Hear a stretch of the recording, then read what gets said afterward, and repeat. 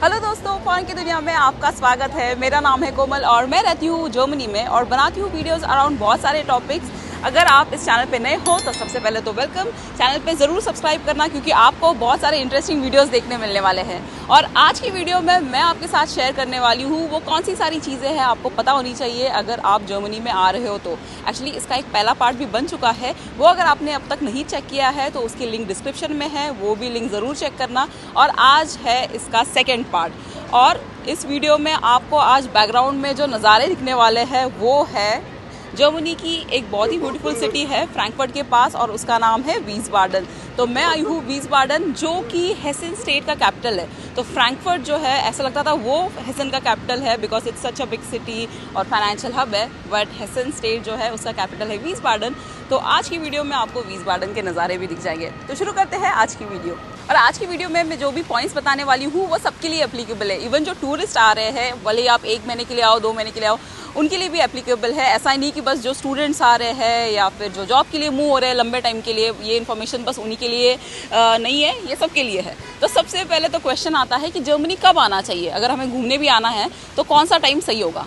तो I would say best time is somewhere around April से लेके सितंबर तक इज़ अ गुड टाइम, क्योंकि यहाँ पे समर टाइम होता है, विच मीन्स कि यहाँ पे दिन भी बहुत लंबे होते हैं। सनसेट जो है या रात जो है ऑलमोस्ट 10 बजे होती है, तो इतना लंबा आपको टाइम भी मिल जाता है, लंबे डेज होते हैं, प्लस टेम्परेचर भी अच्छा होता है, ज़्यादा ठंड नहीं होती है। तो आई वुड से इस दौरान आप प्लान कर सकते हो, क्योंकि ना नवंबर के बाद से यहाँ पे, नवंबर क्या इनफैक्ट अक्टूबर से ही यहाँ पे ना ऑटम शुरू हो जाता है। तो ऑटम के टाइमिंग तो यहाँ पे बारिश होती है एंड विंड्स भी होते हैं, तो इतना अच्छा मौसम होता नहीं है। तो आई वुड से summer time is the best time.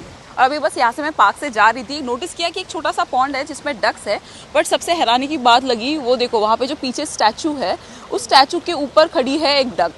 तो पहले तो दूर से लगा कि ये कोई स्टैचू ही बना है डक का भी, बट ये रियल डक है जो वहाँ पे जाके खड़े हो गई है। तो अभी बात करते हैं हमारे नेक्स्ट टॉपिक की, और वो है, आपने नोटिस किया होगा मैं पार्क में हूँ और पार्क में ड्यूरिंग समर्स यहाँ पे बहुत कॉमन है कि लोग बियर वाइन ये लेके बैठ जाते हैं, ड्रिंक करते हैं। तो drinking in public is legal, it's normal. ये आने के बाद बहुत शॉकिंग लगता है, स्पेशली जब आप इंडिया से आते हो जहाँ पे ये अल्कोहल इतनी इजीली सेल नहीं होती है, या बाहर तो मतलब पब्लिक प्लेसेस में अल्कोहल तो अपने यहाँ पे इतना कॉमन नहीं है इंडिया में, बट जर्मनी में आने के बाद ये आप नोटिस करोगे। वेदर समर टाइम में बहुत अच्छा होता है, धूप निकली होती है, तो उसको एंजॉय करने के लिए ये लोग बियर पीते हैं या वाइन पीते हैं पार्क्स में जाके। दिस वुड बी सरप्राइजिंग अगर आप जर्मनी में पहली बार आ रहे हो, एज अ टूरिस्ट भी आ रहे हो, बट इट्स नॉर्मल। तो क्या जर्मन्स रूड होते हैं? ये एक सवाल मुझे बहुत पूछा जाता है कि कैसे होता है इनका बिहेवियर, क्या एक्सपीरियंस है, क्या एक्सपेक्ट कर सकते हैं हम अगर जर्मनी आते हैं तो ऑनेस्टली स्पीकिंग जर्मन जो है ना बहुत स्ट्रेट फॉरवर्ड होते हैं, सीधी बात, नो बकवास, पूरा ये ऐसे वाला कॉन्सेप्ट यूज़ करते हैं। तो मतलब कोई चीज़ अगर उनको पसंद नहीं आए या कुछ भी हो, वो उनका जो ओपिनियन है ना वो डायरेक्टली बता देते हैं, ये नहीं सोचते कि दूसरे को कैसे लगेगा। हमारा यूजुअली इंडिया में ऐसा बिहेवियर नहीं होता है, हम सोचते हैं कि यार दूसरे को कैसे लगेगा, थोड़ा सा उसको थोड़ा अच्छे से बताना चाहिए, स्वीटली बताना चाहिए, ऐसे अपना बिहेवियर होता है। बट इनका ये तरीका ही ऐसा है, मतलब कोई ये लोग पर्पसली ऐसी चीज़ें नहीं करते, that is the way of talking. तो इसलिए उनका ये बात करने का तरीका है कि अगर कोई चीज़ अच्छी लगी तो ये बोलते हैं हाँ ये अच्छा है, नहीं नहीं ये कोई अच्छी चीज़ नहीं है तो वो बोल देते हैं डायरेक्टली मुंह पे। बट इससे बुरा मानने की कोई बात नहीं है, इनका जस्ट वे ऑफ बिहेवियर है। और एक दूसरी चीज़ बट मैं बताना चाहूँगी, एक चीज़ जो मुझे यहाँ पे लोगों में ही बहुत सरप्राइजिंग लगी। देखो इंडिया में अगर आपको कोई लिफ्ट में मिलता है जिसको आप नहीं जानते हो, या फिर आपके सोसाइटी एरिया में जहाँ पे आप रहते हो वहाँ पे अगर कोई रहने वाला होगा जिनको आप नहीं जानते हो, तो जनरली अगर आप लिफ्ट में भी हो या आसपास प्रेमाइसेस में हो, आप उनसे स्माइल नहीं करते, जनरली लोग हाय हेलो नहीं करते। जर्मनी में आने के बाद आपको ये बहुत सरप्राइजिंग लगेगा कि आप लिफ्ट में हो, आसपास आपसे कोई क्रॉस हो रहा है रोड से, या आप रेस्टोरेंट में कहीं खड़े हो टेबल आपका मिलने के लिए, जब तक आप इंतज़ार कर रहे हो, even if there are people around, वो एक बेसिक इनका नेचर है कि एटलीस्ट वो स्माइल पास करते हैं, हाय बोलते हैं। और जर्मनी आ रहे हो तो कौन से दिन आप शॉपिंग करने जा सकते हो बाहर, ये भी तो जानना ज़रूरी है। तो संडे को यहाँ पे होता है सब कुछ बंद, क्योंकि संडे को होता है रूह टाग, इसलिए आपके पास फिर ऑप्शंस हैं मंडे टू सैटरडे। तो मंडे को यहाँ पे स्टोर्स ओपन होते हैं 10 बजे और क्लोज होते हैं 8 बजे। और मैं इन स्टोर्स की बात कर रही हूँ जहाँ पे आप कपड़े शॉपिंग करने जा सकते हो या फिर जूते लेने जा सकते हो, क्योंकि सुपर मार्केट है वो तो कुछ ऐसे भी है, जैसे रेवे सुपर मार्केट है वो रात के 10 बजे तक खुला होता है। बट अदरवाइज यही होता है कि मंडे टू फ्राइडे हर कोई यहाँ पे ऑफिस का काम वगैरह करता है, एंड देन सैटरडे के दिन एक दिन टाइम होता है, सब लोग सैटरडे को बाहर निकलते हैं। तो सैटरडे यूजुअली यहाँ पे बहुत माहौल होता है, एकदम सब लोग बाहर निकलते हैं, चहल पहल होती है। एंड संडे को बिल्कुल शांति। और जर्मनी में जब आप रेस्टोरेंट्स में जाते हो या फिर शॉपिंग करने जाते हो, आपको मे भी ऐसे फील हो जाए कि यार इतना कस्टमर सर्विस यहाँ पे अच्छी नहीं है, या जो भी शॉपकीपर्स है तो या फिर रेस्टोरेंट में जो लोग हैं वो इतने अच्छे फ्रेंडली नहीं है।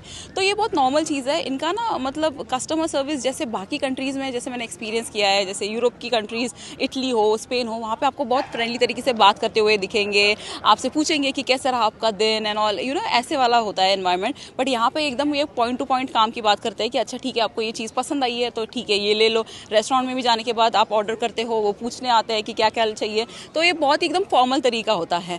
तो और यहाँ पे ना मतलब कस्टमर सर्विस इतनी अच्छी नहीं है ऑनेस्टली, अगर मैं बात बताऊँ तो ये सच है। जैसे मैं आपको बाकी चीज़ अच्छी है वो बताती हूँ, तो जो नहीं है वो भी मैं बता सकती हूँ आपको, तो ऐसी ही ये चीज़ है। मेरे तो इतने सारे एक्सपीरियंसेस रहे हैं। अभी भी रिसेंटली वाला एक एक्सपीरियंस ये था कि अभी समर टाइम चल रहा है एंड मैं अराउंड 9 o'clock मैं गई थी अपने फ्रेंड्स के साथ, आइसक्रीम शॉप ओपन थी एंड वो ऑलमोस्ट बंद होने वाली थी, बंद नहीं हुई थी। एंड मैं वहाँ पे जाने के बाद उनको बोलती हूँ कि हम लोग सब कहते हैं कि हमें एक स्कूप आइसक्रीम चाहिए। उन्होंने कहा है कि ये तो अभी शॉप बंद होने का टाइम है एंड शॉप हम बंद करने वाले हैं, तो आइसक्रीम आपको नहीं मिलेगी, तो आइसक्रीम आप कहीं और जाके ले लो, ये शॉप बंद होने वाली है। और ऐसे करके उन्होंने लिटरली हमारे मुंह पे शटर बंद कर लिया है।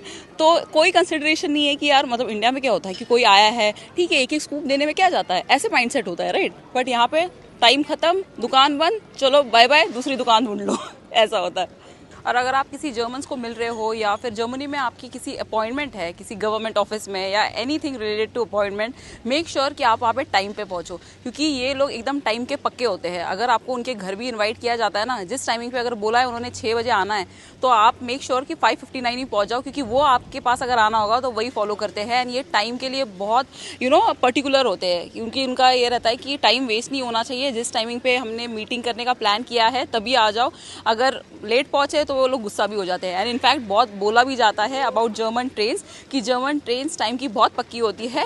ये बोलने के लिए ठीक है, रियलिटी में जब आप यहाँ पे रहने लगते हो तो पता लगता है कि ऐसे ये बात सच नहीं है। बहुत सारी ट्रेन डिले भी हो जाती है एंड बहुत सारी ट्रेन्स कैंसिल हो जाती है। तो ये जर्मन का पब्लिक ट्रांसपोर्ट का तो एक अलग ही किस्सा है, बट पंक्चुअलिटी बहुत ज़रूरी है। तो इसलिए जर्मनी में कहीं पे भी अपॉइंटमेंट के लिए जाना है या किसी को मिलना है, make sure you're on time.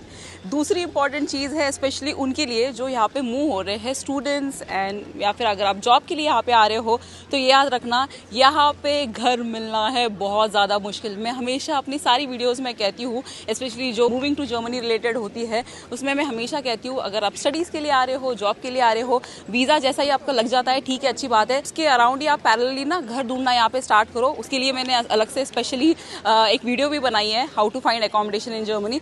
तो ये याद रखना, जर्मनी अगर आ रहे हो तो यहाँ पे घर मिलना बहुत मुश्किल है, specially in big cities. So make sure you start that early. और जर्मनी में जब आप रेस्टोरेंट्स में जाते हो तो आपको पानी के लिए पे करना होता है। तो ये मैं इसलिए स्पेसिफिकली कह रही हूँ क्योंकि यहाँ पे बॉटल वाटर का ही कॉन्सेप्ट है। यहाँ पे टैप वाटर ड्रिंकेबल है और जनरली यहाँ पे घरों में लोग टैप वाटर ही पीते हैं। बट जब रेस्टोरेंट्स में आप जाते हो और आप उनको कहते हो कि टैप वाटर चाहिए, सबसे पहले तो वो मना कर देते हैं, और दूसरी चीज़ अगर उन्हें ला के दे भी दिया तो उसके लिए वो पैसे चार्ज करते हैं। इसलिए जब वेटर आपको पूछे कि ड्रिंक्स में क्या चाहिए, तब आपको अगर पानी चाहिए होगा तब आप उसको पानी तब ऑर्डर कर सकते हो। और दूसरी चीज़, यहाँ पे अगर आपको वॉशरूम यूज़ करना है तो पब्लिक प्लेसेस में, फॉर एग्जांपल मॉल में या फिर मैकडॉनल्ड्स में, इन जगहों पे भी वॉशरूम फ्री नहीं है। इवन रेलवे स्टेशंस पे, इन जगहों पे आपको वॉशरूम यूज़ करना है तो आपको 50 सेंट्स या 70 सेंट्स या एट टाइम्स €1 पे करना होता है। बट रेस्टोरेंट्स में ऑब्वियसली वॉशरूम फ्री है। और तीसरी एक चीज़ है कि जर्मनी अभी भी ना इतना डिजिटलाइज नहीं हुआ है। अभी भी यहाँ पे जो पेमेंट्स है उसके लिए कैश प्रेफर किया जाता है। मतलब मशीन सब जगह पे चलती है, डेबिट कार्ड, क्रेडिट कार्ड, ये ऑप्शंस भी है, आप मोबाइल के थ्रू भी पे कर सकते हैं। बट अभी भी इतने सारे शॉप्स है, जब भी समर फेस्ट होता है या फिर क्रिसमस मार्केट लगती है, और ऐसे छोटे छोटे जो कियोस्क होते हैं, छोटी टाउन के जो शॉप्स होते हैं, वहाँ पे अभी भी कैश प्रेफर किया जाता है। तो इसलिए कभी भी आप ट्रैवल कर रहे हो तो थोड़ा कैश भी आपके पास होना ज़रूरी है इन जगहों पे। फॉर एग्जांपल अक्टूबर फेस्ट, इन जगहों पे भी आपको कैश लगेगा। तो इसलिए कहते हैं जर्मनी में कैश इज किंग। और ये है वीसबाडन का मेन स्क्वायर। और लेफ्ट साइड पे जो आप जो देख रहे हो that is Schlossplatz, and left side पे और वहाँ पे एक चर्च है जो यहाँ का मेन चर्च है, इसे किर्श कहते हैं। एंड उसके और लेफ्ट साइड पे टाउन हॉल है। और ये जो मेरे पीछे देख रहे हो ना आप, ये है यहाँ का सिटी पैलेस, वीसबाडन सिटी पैलेस। और ये एक बहुत बड़ा स्क्वायर है। जनरली यहाँ पे क्रिसमस मार्केट लगती है, समर फेस्ट भी होते हैं। तो ये है एक छोटा सा ग्लिम्स आपको इस सिटी का। वैसे तो यहाँ पे बहुत बड़ी जगह है, मैं तो बस मेन मार्केट एरिया में गई, वहाँ पे कुछ शूट किया, थोड़ा सा मार्केट देखा, वहाँ पे क्या क्या ऑप्शंस है, खाया पिया, and now it's time to go. But मैंने ट्राई किया है इस ट्रिप में मैं आपको सारी चीज़ें भी बताऊँ जो आज हमारा मेन टॉपिक था। तो आई होप आपको ये पॉइंट्स अच्छे लगे होंगे, ये वीडियो अच्छी लगी होगी। और अगर आपको ये वीडियो अच्छी लगी है तो इसे लाइक करना, इसे और भी लोगों के साथ शेयर करना और सब्सक्राइब करना आपके चैनल फॉरेन की दुनिया पे। और अब हम मिलते हैं हमारी नेक्स्ट वीडियो में। Until then, auf Wiedersehen।